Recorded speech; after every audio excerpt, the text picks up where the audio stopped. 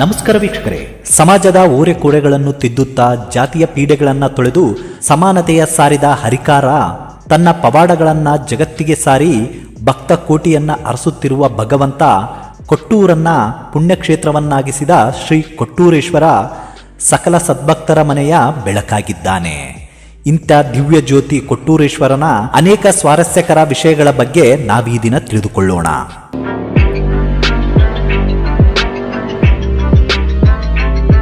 ಕೊರಳಲ್ಲಿ ರುದ್ರಾಕ್ಷಿಯ ಮಾಲೆ, ತಲೆಯ ಮೇಲೆ ಬಂಗಾರದ ಕಿರೀಟ, ಕೇಸರಿ ಬಣ್ಣದ ಶಾಲಿನಲ್ಲಿ ಗಚ್ಚಿನ ಮಠದ ಗದ್ದುಗೆಯ ಮೇಲೆ ವಿರಾಜಮಾನವಾಗಿ ಕುಳಿತು ಬಂದ ಭಕ್ತರಿಗೆ ಕೇಳಿದ್ದನ್ನು ಕೊಡುವ ಕಾಮಧೇನುವಾಗಿದ್ದಾನೆ.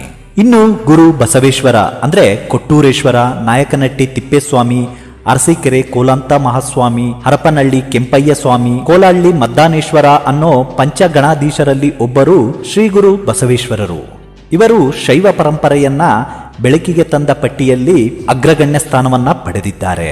ಕೊಟ್ಟೂರನ್ನ ಮೊದಲು ಶಿಕಾಪುರ ಅಂತ ಕರಿತಾ ಇದ್ರು. ಒಂದು ದಂತಕಥೆಯ ಪ್ರಕಾರ ಕೈಲಾಸದಲ್ಲಿದ್ದ ಭಗವಾನ್ ನಂದಿಯನ್ನ ಶಿವ ಮತ್ತು ಪಾರ್ವತಿಯು ಶಿಕಾಪುರಕ್ಕೆ ಹೋಗು, ಅಲ್ಲಿ ಕಷ್ಟದಿಂದ ಬಳಲುತ್ತಿರುವ ದುಃಖದಿಂದ ನರಳುತ್ತಿರುವ ಜನರನ್ನ ಕಾಪಾಡು ಅಂತ ಆದೇಶ ನೀಡ್ತಾರೆ. ಆದ್ರೆ ಶಿವ ಪಾರ್ವತಿಯ ಈ ನಿರ್ಧಾರ ಭಗವಾನ್ ನಂದಿಗೆ ತೃಪ್ತಿ ಕೊಡೋದಿಲ್ಲ. ಕಾರಣ ಶಿವನನ್ನು ಬಿಟ್ಟು ಹೋಗಲು ಆತನಿಗೆ ಇಷ್ಟ ಇರೋದಿಲ್ಲ. ಆಗ ಶಿವನು ನಂದಿಯ ಮನಸ್ಸನ್ನ ಅರಿತು, ನೀನು ಯಾವಾಗ ನನ್ನನ್ನು ಕರೆದರೂ ನಾನು ನಿನ್ನ ಸಹಾಯಕ್ಕೆ ಬರುತ್ತೇನೆ ಎಂದು ಶಿವನು ನಂದಿಗೆ ಭರವಸೆಯನ್ನ ನೀಡ್ತಾನೆ. ನಂತರ ನಂದಿ ಕೈಲಾಸದಿಂದ ನೇರವಾಗಿ ಶಿಕಾಪುರದಲ್ಲಿರುವ ಶಿವನ ದೇವಾಲಯದಲ್ಲಿ ಅಂದ್ರೆ ಈಗಿನ ಮೂರ್ಕಲ್ ಮಠದಲ್ಲಿ ಅರೆ ಬರೆ ಬಟ್ಟೆಯನ್ನು ತೊಟ್ಟ ಹುಚ್ಚನಂತೆ ಕಾಣಿಸಿಕೊಳ್ತಾನೆ. ಹೀಗೆ ಒಬ್ಬ ಹುಚ್ಚ ದೇವಾಲಯದಲ್ಲಿದ್ದಾನೆ ಎಂದು ಶಿಕಾಪುರದಾದ್ಯಂತ ಹರಡುತ್ತೆ. ಆಗ ಜನರು ಆತನಿಗೆ ಕಲ್ಲುಗಳಿಂದ ಹೊಡೆಯಲು ಆರಂಭಿಸ್ತಾರೆ. ಅಷ್ಟೇ ಅಲ್ಲ, ತುಂಬಾ ಕೆಟ್ಟ ಪದಗಳಿಂದ ಆತನನ್ನ ಬೈದು ನಿಂದಿಸ್ತಾರೆ. ಹಾಗೆ ನಂದಿಗೆ ಅನೇಕ ತೊಂದರೆಗಳನ್ನ ನೀಡ್ತಾರೆ. ಹೀಗೆ ಹುಚ್ಚನ ರೂಪದಲ್ಲಿದ್ದ ಭಗವಾನ್ ನಂದಿಗೆ ತೊಂದರೆ ಕೊಟ್ಟವರೆಲ್ಲ ಕಣ್ಣು ಕಳೆದುಕೊಂಡು ಕುರುಡರಾಗ್ತಾರೆ. ಇದರಿಂದ ಈತನು ಹುಚ್ಚನಲ್ಲ, ಈತನು ಮಹಾನ್ ದೈವಿ ಪುರುಷ ಎಂದು ಅರಿತು ಜನರು ತಾವು ಮಾಡಿದ ತಪ್ಪಿನ ಅರಿವಾಗಿ ಆ ನಂದಿಯ ಮುಂದೆ ತಲೆಬಾಗಿ ಕ್ಷಮೆಯನ್ನ ಯಾಚಿಸ್ತಾರೆ. ಈ ಘಟನೆಯಿಂದ ಹುಚ್ಚನಂತಿದ್ದ ಸಂತ ಎಲ್ಲರ ಮನೆ ಮಾತಾಗ್ತಾನೆ. ಅಷ್ಟೇ ಅಲ್ಲದೆ ಆತನ ಶಕ್ತಿಯನ್ನ ಅರಿತ ಜನರು ತಮ್ಮ ಕಷ್ಟ ಮತ್ತು ಸಮಸ್ಯೆಗಳನ್ನು ಸಂತನ ಮುಂದೆ ಹೇಳಿಕೊಂಡು ಪರಿಹರಿಸುವಂತೆ ಕೇಳ್ಕೊಳ್ತಾರೆ. ಇದರಿಂದ ತಮ್ಮ ಕಷ್ಟಗಳೆಲ್ಲ ನೀಗಿ ತಮ್ಮ ಜೀವನ ಬಂಗಾರವಾಗುತ್ತೆ. ನಂತರ ದಿನಗಳಲ್ಲಿ ಸಾವಿರಾರು ಜನ ಭಕ್ತರು ಬರಲು ಆರಂಭಿಸ್ತಾರೆ. ಹೀಗೆ ಸಂತನ ರೂಪದಲ್ಲಿದ್ದ ಭಗವಾನ್ ನಂದಿಯ ಜನಪ್ರಿಯತೆ ಹೆಚ್ಚಾಗುತ್ತೆ. ಶಿವನ ಆಣತಿಯಂತೆ ಜನರ ಸಂಕಷ್ಟಗಳನ್ನು ಪರಿಹರಿಸುತ್ತಾ ಕೈ ಹಿಡಿದು ನಡೆಸುವ ನಂದಿ ಕಾಮಧೇನು ಆಗ್ತಾನೆ. ಸಂತ ನಂದಿಯ ಹೆಸರು ಮುಂದಿನ ದಿನಗಳಲ್ಲಿ ಕೊಟ್ಟೂರೇಶ್ವರ ಅಂತ ಕರೆಯಲು ಆರಂಭಿಸ್ತಾರೆ.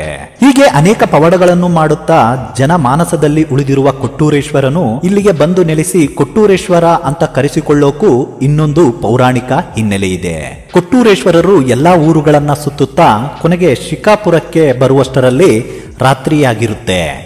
ಆಗ ಶ್ರೀ ವೀರಭದ್ರೇಶ್ವರ ಸ್ವಾಮಿಯನ್ನ ನಿನ್ನ ದೇವಸ್ಥಾನದಲ್ಲಿ ನಾನು ಉಳಿದುಕೊಳ್ಳಲು ಸ್ಥಾನವನ್ನು ನೀಡಿ ಎಂದು ಕೊಟ್ಟೂರೇಶ್ವರರು ಕೇಳ್ಕೊಳ್ತಾರೆ.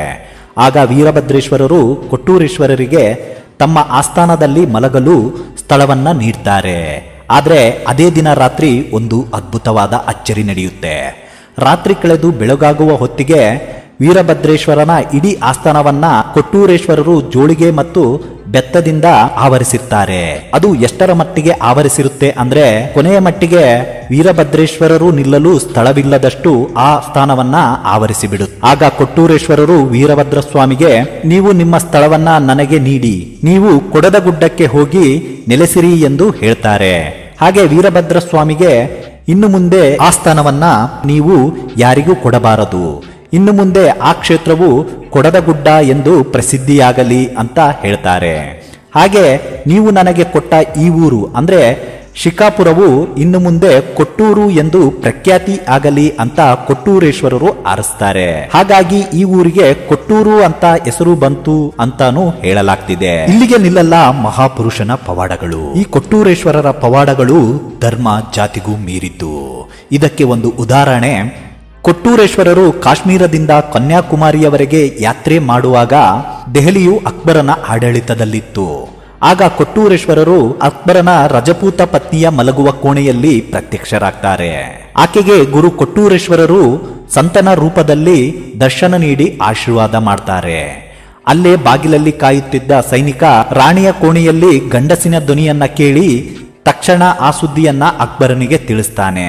ಇದರಿಂದ ಕೋಪಗೊಂಡ ಅಕ್ಬರನು ಸಿಟ್ಟಿನಿಂದ ರಾಣಿಯು ಮಲಗುವ ಕೋಣೆಗೆ ಬಂದು ನೋಡ್ತಾನೆ. ಆಗ ರಾಣಿಯ ಮಂಚದ ಮೇಲೆ ಮಧ್ಯವಯಸ್ಕನು ಕುಳಿತಿರ್ತಾನೆ. ಇದನ್ನ ನೋಡಿ ಕೆಂಡಾಮಂಡಲನಾದ ಅಕ್ಬರನು ತನ್ನ ಬಳಿಯಿದ್ದ ಖಡ್ಗವನ್ನ ತೆಗೆದು ಆ ಯುವಕನ ಕುತ್ತಿಗೆಗೆ ಬೀಸ್ತಾನೆ. ಆಗ ಒಂದು ಅಚ್ಚರಿಯಾದ ಅದ್ಭುತ ಪವಾಡವೇ ನಡೆಯುತ್ತೆ. ಅಕ್ಬರನು ಬೀಸಿದ ಕತ್ತಿಯು ಕೊಟ್ಟೂರೇಶ್ವರರಿಗೆ ಹೂವಿನ ಹಾರವಾಗಿ ಕೊರಳಿಗೆ ಬೀಳುತ್ತೆ. ಇದರಿಂದ ಅಕ್ಬರನು ಅಚ್ಚರಿಗೊಳ್ತಾನೆ. ಹಾಗೆ ರಾಣಿಗೆ ಸಂತನಾಗಿ ಹಾಗೂ ಅಕ್ಬರನಿಗೆ ಯುವಕನಾಗಿ ಕಾಣಿಸಿಕೊಂಡ ಕೊಟ್ಟೂರೇಶ್ವರನ ಮಾಯೆ ಶಕ್ತಿಯನ್ನ ಅರಿತ ಅಕ್ಬರನು ತನ್ನ ತಪ್ಪನ್ನ ಮನ್ನಿಸು ಎಂದು ಕೊಟ್ಟೂರೇಶ್ವರರಲ್ಲಿ ಶರಣಾಗ್ತಾನೆ. ಹಾಗೆ ಅಕ್ಬರನು ತನ್ನ ಖಡ್ಗ ಮತ್ತು ಕೊಟ್ಟೂರೇಶ್ವರನು ಮಲಗಿದ್ದ ಮಂಚವನ್ನ ಕೊಟ್ಟೂರೇಶ್ವರರಿಗೆ ಅರ್ಪಿಸ್ತಾರೆ. ನಂತರ ಕೊಟ್ಟೂರೇಶ್ವರರು ಅಕ್ಬರ ಮತ್ತು ಆತನ ರಾಣಿನ ಆಶೀರ್ವದಿಸ್ತಾರೆ. ಹೀಗೆ ಕೊಟ್ಟೂರೇಶ್ವರರು ಅನ್ಯ ಧರ್ಮದವರಿಗೂ ತನ್ನ ಪವಾಡ ಮತ್ತು ಶಕ್ತಿಯನ್ನ ತೋರಿಸಿದ್ದಾರೆ. ಇಂದಿಗೂ ನೀವು ಅಕ್ಬರನು ಕೊಟ್ಟ ಮಂಚ ಮತ್ತು ಖಡ್ಗವನ್ನ ಗಚ್ಚಿನ ಮಠದಲ್ಲಿ ಕಾಣಬಹುದಾಗಿದೆ. ಹೀಗೆ ಅಚ್ಚರಿ ಪವಾಡಗಳನ್ನು ಮಾಡುತ್ತಾ ಜನರನ್ನು ಹರಸಿ ಉದ್ಧರಿಸುತ್ತಿರುವ ಕೊಟ್ಟೂರೇಶ್ವರನು ಇಂದಿಗೂ ನಂಬಿ ಬಂದ ಭಕ್ತರನ್ನ ಎಂದಿಗೂ ಕೈಬಿಟ್ಟಿಲ್ಲ. ಹೀಗೆ ಒಮ್ಮೆ ಕೊಟ್ಟೂರೇಶ್ವರರು ಮೈಸೂರು ಸಮೀಪದ ಒಂದು ಹಳ್ಳಿಗೆ ಭೇಟಿ ನೀಡಿದಾಗ ದೇವಾಲಯದಲ್ಲಿ ಕರಿಲಿಂಗೇಶ್ವರ ಅನ್ನೋ ಅರ್ಚಕರ ಭಕ್ತಿ ಶ್ರದ್ಧೆ ಪೂಜೆಯನ್ನು ನೋಡಿ ತನ್ಮಯರಾಗಿ ತಮ್ಮ ಶಿಷ್ಯರನ್ನಾಗಿ ಮಾಡಿಕೊಳ್ತಾರೆ. ಹಾಗಾಗಿ ಅಂದಿನಿಂದ ಇಂದಿನವರೆಗೂ ಕರಿಲಿಂಗೇಶ್ವರ ಕುಟುಂಬದವರೇ ಅರ್ಚಕರಾಗಿ ಕೊಟ್ಟೂರೇಶ್ವರ ದೇವಸ್ಥಾನದ ಪೂಜಾ ಕೈಂಕರ್ಯಗಳನ್ನ ಮುಂದುವರಿಸಿಕೊಂಡು ಬಂದಿದ್ದಾರೆ. ಇನ್ನು ಗುರು ಕೊಟ್ಟೂರೇಶ್ವರರು ರಾಜ್ಯಾದ್ಯಂತ ಅದೆಷ್ಟೋ ಮನೆಯ ಮನೆ ದೇವರಾಗಿ ಮನೆ ಬೆಳಗುತ್ತಿದ್ದಾನೆ. ಹಾಗೆ ಕಷ್ಟ ಎಂದು ಬಂದವರ ಕೈ ಹಿಡಿದು ಕಾಪಾಡುವ ಶ್ರೀ ಗುರು ಕೊಟ್ಟೂರೇಶ್ವರನನ್ನ ಸದಾ ನೆನೆಯುವ ಸಲುವಾಗಿ ಆತನ ಭಕ್ತರು ತಮ್ಮ ಮಕ್ಕಳಿಗೆ ಕೊಟ್ರೇಶ ಹಾಗೂ ಕೊಟ್ರಮ್ಮ ಅಂತ ನಾಮಕರಣ ಮಾಡಿ ಕೊಟ್ಟೂರೇಶ್ವರನನ್ನ ಪ್ರತಿದಿನ ನೆನಿತಾರೆ. ಹಾಗೆ ಕೊಟ್ಟೂರು ಸೇರಿದಂತೆ ಸುತ್ತಮುತ್ತಲಿನ ಊರುಗಳಲ್ಲಿ ಹೀಗೆ ಹೆಸರಿಡುವುದು ಸರ್ವೇ ಸಾಮಾನ್ಯವಾಗಿದೆ. ಇನ್ನು ಕೊಟ್ಟೂರಿನ ಹೊರವಲಯದಲ್ಲಿ ಸಾಕ್ಷಾತ್ ಪಾರ್ವತಿಯೇ ಕೊಟ್ಟೂರಮ್ಮನಾಗಿ ನೆಲೆ ನಿಂತಿದ್ದಾಳೆ. ಈ ದೇವಸ್ಥಾನವನ್ನ ಕೊಟ್ಟೂರಿನ ಕರ್ಣಂ ಅನ್ನೋ ಕುಟುಂಬದವರು ನೋಡಿಕೊಳ್ತಾರೆ. ಇನ್ನು ಕೊಟ್ಟೂರೇಶ್ವರನ ದೇವಸ್ಥಾನದಲ್ಲಿ ಮೂರ್ಕಲ್ ಮಠ, ತೊಟ್ಟಿಲು ಮಠ, ದರ್ಬಾರ್ ಮಠ ಅಥವಾ ದೊಡ್ಡ ಮಠ ಹಾಗೂ ಗಚ್ಚಿನ ಮಠ ಹೀಗೆ 4 ಮಠಗಳಿದ್ದು ಒಂದೊಂದು ಮಠವು ಒಂದೊಂದು ವಿಶೇಷತೆಯನ್ನ ಹೊಂದಿದೆ. ಮೂರ್ಕಲ್ಲ ಮಠ ಭಗವಾನ್ ನಂದಿಯು ಮೊದಲು ಭೂಮಿಗೆ ಬಂದಾಗ ಇಲ್ಲಿಯೇ ಕಾಣಿಸಿಕೊಂಡಿದ್ದರಂತೆ. ಇನ್ನು ತೊಟ್ಟಿಲು ಮಠ ಹಿಂದೆ ನಿಂಬಿಯಕ್ಕ ಅನ್ನೋ ಶಿವಶರಣೆಯ ಮನೆಯಲ್ಲಿ ಕೊಟ್ಟೂರೇಶ್ವರರು ದನ ಕಾಯುವ ಕೆಲಸವನ್ನ ಮಾಡ್ತಿದ್ದರಂತೆ. ಆ ಮನೆಯೇ ಇಂದು ನಾವು ನೋಡುತ್ತಿರುವ ತೊಟ್ಟಿಲು ಮಠ. ಸಂತಾನವಿಲ್ಲದೆ ಕೊರಗುವ ದಂಪತಿಗಳು ಇಲ್ಲಿ ಬಂದು ತೊಟ್ಟಿಲನ್ನ ತೂಗಿದ್ರೆ ಸಂತಾನ ಪ್ರಾಪ್ತಿಯಾಗುತ್ತೆ. ಇಂದಿಗೂ ಇದಕ್ಕೆ ಸಾಕ್ಷಿ ಎಂಬಂತೆ ಹಲವು ನಿದರ್ಶನಗಳು ದೊರೆಯುತ್ತವೆ. ಇದು ಕೊಟ್ಟೂರೇಶ್ವರರ ಪವಾಡಗಳಲ್ಲಿ ಒಂದಾಗಿದೆ. ದರ್ಬಾರ್ ಮಠ ಅಥವಾ ದೊಡ್ಡ ಮಠ ಅಥವಾ ಹಿರಿಮಠ, ಇಲ್ಲಿ ಕೊಟ್ಟೂರೇಶ್ವರರು ಬಂದ ಭಕ್ತರ ಕಷ್ಟ ಸಮಸ್ಯೆಗಳನ್ನು ಪರಿಹರಿಸಲು ಈ ಸ್ಥಳವನ್ನ ಮೀಸಲಿಟ್ಟಿದ್ದರು. ಇನ್ನು ಕೊನೆಯದಾಗಿ ಗಚ್ಚಿನ ಮಠ. ಗುರು ಕೊಟ್ಟೂರೇಶ್ವರರು ಧ್ಯಾನಸ್ಥರಾಗಿ ಜೀವ ಸಮಾಧಿಯಾಗಿರುವ ಪವಿತ್ರ ಗದ್ದುಗೆ ಇರುವ ಸ್ಥಳ. ಹೀಗೆ ಕೊಟ್ಟೂರೇಶ್ವರರ 4 ಮಠಗಳು ತುಂಬಾ ವಿಶೇಷತೆಯನ್ನ ಪಡೆದುಕೊಂಡಿದೆ. ಇನ್ನು ಕೊಟ್ಟೂರೇಶ್ವರರ ರಥೋತ್ಸವದ ಬಗ್ಗೆ ಹೇಳಿದ್ರೆ ನಿಮ್ಮ ಮೈ ಮನವೆಲ್ಲ ಭಕ್ತಿ ಪರವಶವಾಗಿ ಬಿಡುತ್ತೆ. ಅಷ್ಟು ಅದ್ದೂರಿಯಾಗಿ ನಡೆಯುತ್ತೆ ಗುರು ಕೊಟ್ಟೂರೇಶ್ವರರ ಜಾತ್ರೆ. ಇಡೀ ದೇಶವೇ ಈ ಜಾತ್ರೆಯನ್ನ ನೋಡಲು ಎದುರು ನೋಡ್ತಾ ಇರುತ್ತೆ. ಪ್ರತಿ ವರ್ಷ ಶಿವರಾತ್ರಿಗೂ ಮೊದಲು ನಡೆಯುವ ಕೊಟ್ಟೂರೇಶ್ವರರ ರಥೋತ್ಸವದಲ್ಲಿ ಶ್ರೀ ಗುರು ಕೊಟ್ಟೂರೇಶ್ವರರ ವಿಗ್ರಹವನ್ನ ರಥದೊಳಗೆ ಇರಿಸಿ ತೇರನ್ನ ಎಳೆಯಲಾಗುತ್ತೆ. ಇದಕ್ಕೂ ಮುನ್ನ ಒಂದು ಪರಂಪರೆಯ ಪ್ರಕಾರ ಬುಡಕಟ್ಟು ಜನಾಂಗದವರು ಹಾಲು ಗಿಣ್ಣವನ್ನ ತಂದು ಕೊಟ್ಟೂರೇಶ್ವರರಿಗೆ ನೈವೇದ್ಯ ಮಾಡುತ್ತಾರೆ.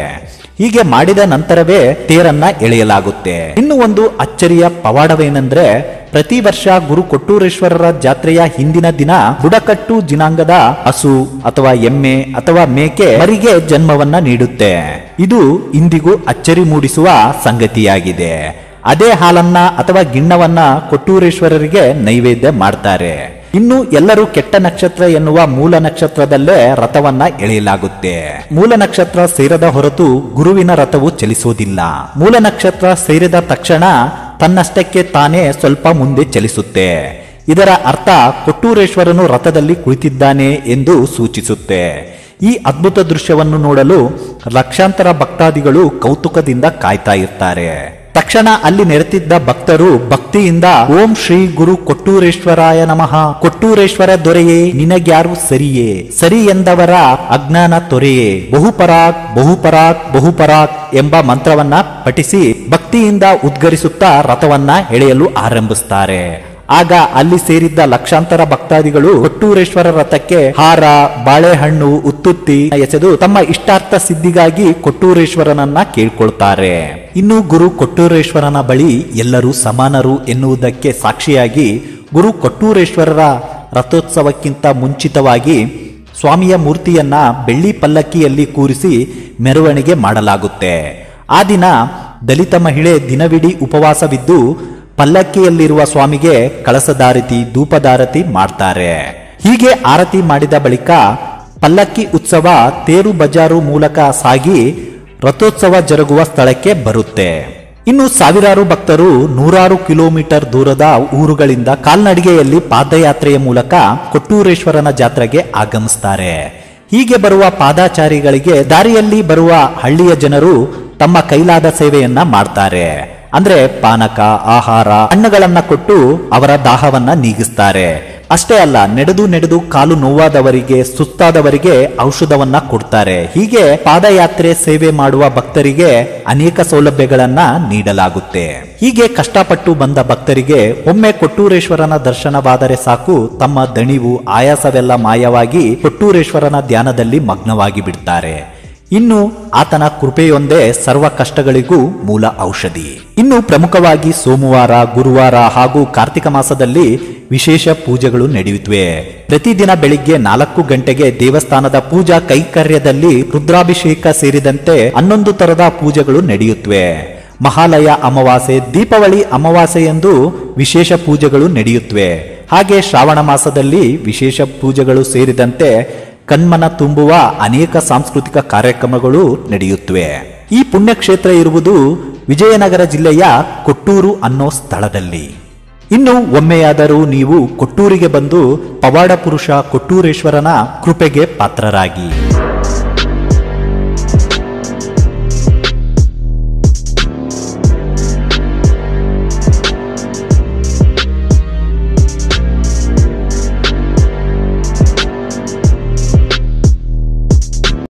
ಈ ವಿಡಿಯೋ ನಿಮಗೆ ಇಷ್ಟ ಆದಲ್ಲಿ ಲೈಕ್ ಮಾಡಿ, ಶೇರ್ ಮಾಡಿ. ಇನ್ನೂ ನಮ್ಮ ಚಾನಲ್ಗೆ ಸಬ್ಸ್ಕ್ರೈಬ್ ಮಾಡಿಲ್ಲ ಅಂದರೆ ಸಬ್ಸ್ಕ್ರೈಬ್ ಮಾಡಿ.